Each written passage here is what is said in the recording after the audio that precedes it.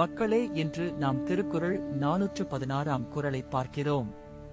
இது திருக்குறளின் பொருட்பால் பகுதியில் உள்ள அரசியல் இயலில் இடம்பெற்றுள்ள கேள்வி அதிகாரத்தின் 6வது குறள்.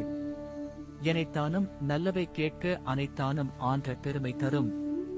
இந்த குறள் சொல்லப்போவது என்னவென்றால், மனிதன் தன் வாழ்க்கையிலும் பிறரின் வாழ்க்கையிலும் நல்ல விஷயங்களை நாடி கேட்பவனாக நடந்தால் அவன் பெரும் பெருமை எல்லோருக்கும் தெரியும்.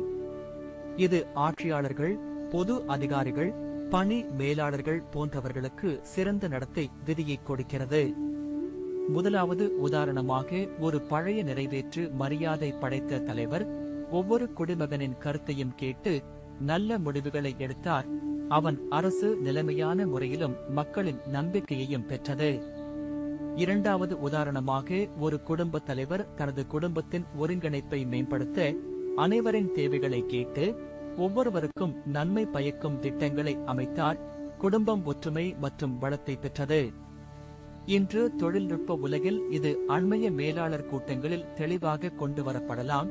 பணியாளர்களின் கருத்துக்கள் கேட்டு சிந்தனை சீர்மையுள்ள முடிவுகளை எடுத்தால் நிறுவனத்தின் புகழ் மற்றும் விற்பனை அதிகரிக்கும். அத்தகைய நடைமுறைகள் நம்பிக்கையை உருவாக்கும்.